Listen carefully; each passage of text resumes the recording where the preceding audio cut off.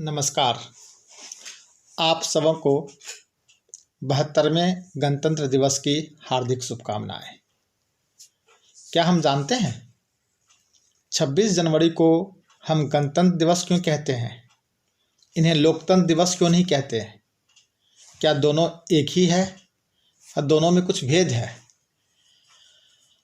आज गणतंत्र दिवस के शुभ अवसर पर हम गणतंत्र और लोकतंत्र में भेद जानने का कोशिश करेंगे। हम सभी जानते हैं कि हमारा भारत एक लोकतांत्रात्मक गणराज्य है। जब हम लोकतंत्रात्मक गणराज्य की बात करते हैं तो हमारे पास दो शब्द आता है। एक शब्द आता है लोकतंत्र एवं दूसरा शब्द आता है गणतंत्र।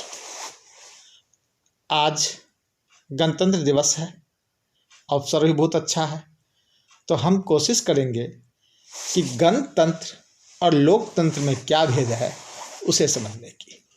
जैसे कि हम सभी जानते हैं कि लोक मतलब जनता, तंत्र मतलब शासन।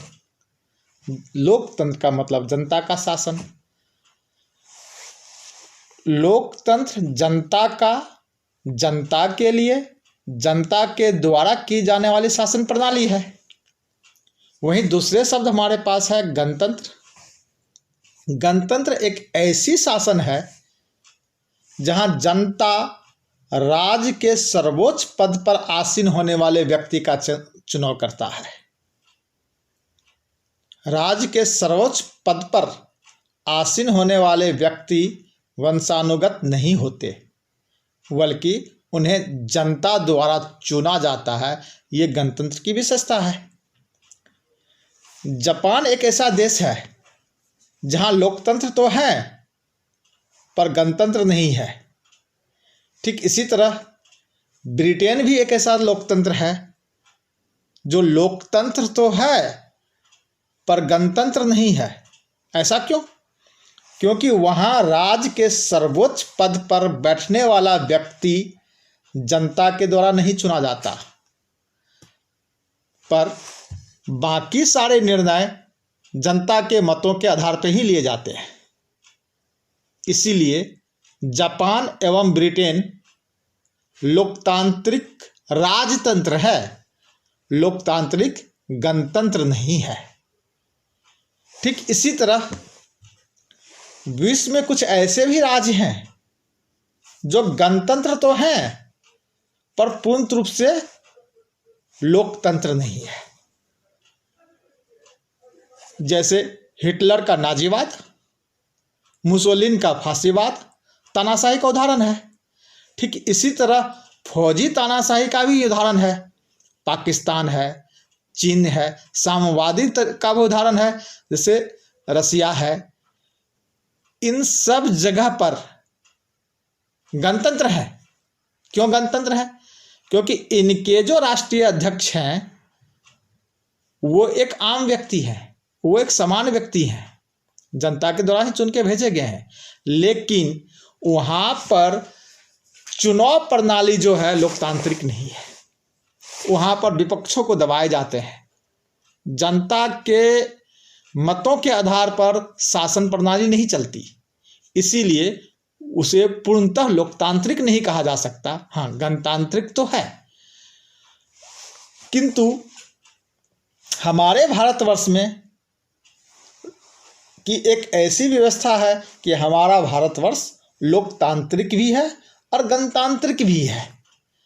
लोकतंत्र एवं गणतंत्र में एक भेद ये भी है कि लोकतंत्र में बहुमत के आधार पर लोगों का अधिकार का हनन किया जा सकता है, किंतु गणतंत्र में ऐसा नहीं है। गणतंत्र में लोगों के अधिकारों का संरक्षण संविधान के द्वारा किया जाता है। लोगों के अधिकारों का रक्षा स्वयं संविधान के द्वारा किया जाता है। अतः बहुमत होने के बावजूद भी लोगों के अधिकारों का हनन बहुमत प्रदत्त सरकारों के द्वारा नहीं की जा सकती, क्योंकि ऐसे अधिकारों का रक्षा स्वयं संविधान करता है। ऐसा एक बार का उदाहरण भी है। सन 1971 में श्रीमती इंदिरा गांधी जी के जब चुनाव माननीय इलाहाबाद हाईकोर्ट के द्वारा जब रद्द कर दिया गया, ये कहते हुए कि चुनाव में भ्रष्टाचार और सरकारी तंत्रों का दुरुपयोग किया गया है, तब श्रीमती इंदिरा गांधी जी माननीय उच्चतम न्यायालय के पास अपील में चली गई। उस समय में उच्चतम न्यायालय सेशन में नहीं थे, छुट्टी पे थी। तो उस समय उनका लाभ उठाते हुए श्रीमती इंदिरा गांधी जी ने संविधान में ही परिवर्तन करने की कोशिश की है। उन्होंने ये कोशिश किया कि प्रधानमंत्री का और लोकसभा के स्पीकर का चुनाव किसी भी कोर्ट में चैलेंज ही नहीं किया जा सकता।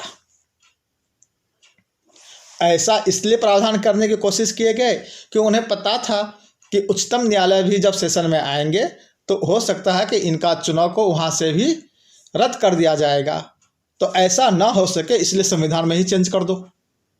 लेकिन जब इस अमेंडमेंट को भी चैलेंज किया गया तो माननीय उच्चतम न्यायालय ने कहा कि ऐसा आप कर ही नहीं सकते, क्योंकि यह संविधान के मूलभूत आधार के साथ छेड़खानी होगी।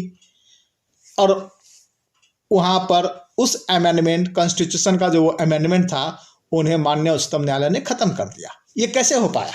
ये इसलिए हो पाया, अगर हमारा देश सिर्फ लोकतंत्र होता तो बहुमत के आधार पर संविधान में चेंज किए गए थे, किया जा सकता था। लेकिन हमारा देश सिर्फ लोकतंत्र ही नहीं है, हमारा देश गणतंत्र भी है। यहाँ पर संविधान सर्वोपरि है और वो संविधान 26 जनवरी को ही लागू हुआ था। इसीलिए 26 जनवरी को हम गणतंत्र दिवस कहते हैं। और आप सभी को गणतंत्र दिवस के शुभकामनाओं के साथ साथ एक अपील भी है कि किसी भी गणतांत्रिक देश का जो आभूषण होता है वो चुनाव होता है, और मत की शक्ति ही राष्ट्र की भक्ति है। अतः हम अपने परिवार को, अपने जान पहचान वाले परिचितों को, दोस्तों को, सबको प्रेरित करेंगे कि आने वाले चुनाव में सभी जा कर के मतदान अवश्य करें। धन्यवाद और आप सबों को गणतंत्र दिवस की हार्दिक शुभकामनाएं।